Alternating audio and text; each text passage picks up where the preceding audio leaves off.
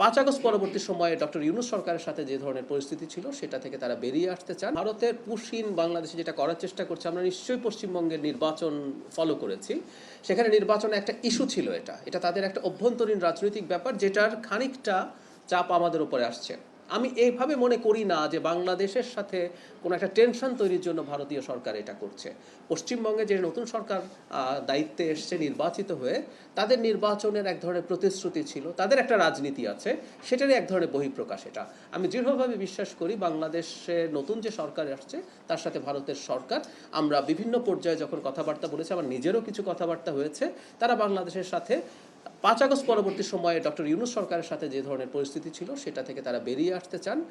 দুই দেশই চায় সেটা। সেজন্য আমি মনে করি যে সংকটটা প্রাইমারিলি দেখা যাচ্ছে, এটার একটা সমাধান দ্রুত হবে। এটা কোনোভাবেই তাদের কোনো ইন্টেনশনালি বাংলাদেশের সাথে সম্পর্ক বা বাংলাদেশকে চাপে রাখতে চাইছেন এরকম আমি মনে করি না। এই অর্ডারটা প্রত্যাহার করা হয়েছে, এই অর্ডারটা প্রত্যাহার করা হয়েছে, সেজন্য আমার মনে হয় এই প্রশ্নটা সেই অর্থে ভ্যালিড থাকে। তাদের সাথে নিশ্চয়ই কথা বলা হয়েছে। আপনাকে এটা বুঝতে হবে, যখনই যে কোনো কিছু হয়, যে অর্ডারটা প্রত্যাহার করা হয়েছে তার মানে এই অর্ডারটা ঠিক হয়নি, এটা আমরা রিকগনাইজ করছি, এবং সেটার জন্য ইন্টারনাল এখন সব কিছু তো আসলে আর পাবলিকলি বলা হবে না, কিন্তু আমরা জানালাম যারা এটা করেছেন এটার ব্যাপারে আলোচনা বা ব্যবস্থা নেওয়া হয়েছে। আমরা ইনফ্যাক্ট এই ব্যাপারটা নিয়ে আমি নিজে কথা বলেছি, আমি মন্ত্রণালয় এবং মাননীয় প্রধানমন্ত্রী সবার সাথেই কথা বলেছি। মন্ত্রণালয় আপনাদেরকে যেটা জানিয়েছেন আমি আসলে সেটুকু কনভে করতে পারি এখন আপাতত, কারণ মন্ত্রণালয়ের স্ট্যান্ড সেটা।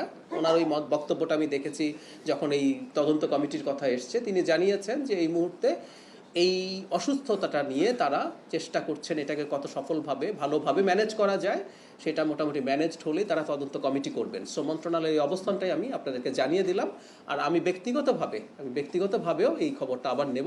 কমিটি হয়নি, হলে নিশ্চয়ই আপনারা জানতেন।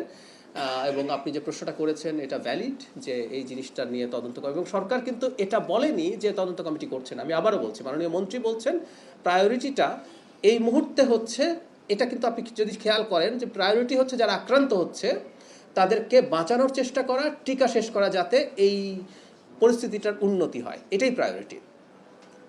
একই সাথে তদন্তটা একটু বলি, তদন্তটা যদি করি আমরা, তদন্ত এই মুহূর্তের আমার যে সার্ভিস, এই মুহূর্তে আমাদের যা করণীয় সেটা খুব বড় ইম্প্যাক্ট ফেলছে না। মানে আমরা আসলে তদন্তে কি বের করব, টিকা দেয়ায় কেন সমস্যা হয়েছিল, আমরা কিন্তু কারণটা জানি সংকটটা কেন হলো, টিকা দেয় কেন সমস্যা হয়েছিল এবং কারা দায়ী আছে তাদেরকে খুঁজে বের করা। সো সেই তদন্ত আসলে হবে, আমাদের মন্ত্রণালয় বা সরকার কখনো সেটা নাকচ করেনি। আচ্ছা আসছে, তার আগে যদি মামলা যদি নেওয়া না হয়, এটার জবাব আসলে এটা আসলে সরকারের জবাব না, এটা বিচার বিভাগের ব্যাপার, এটা তাদের জুরিসডিকশন।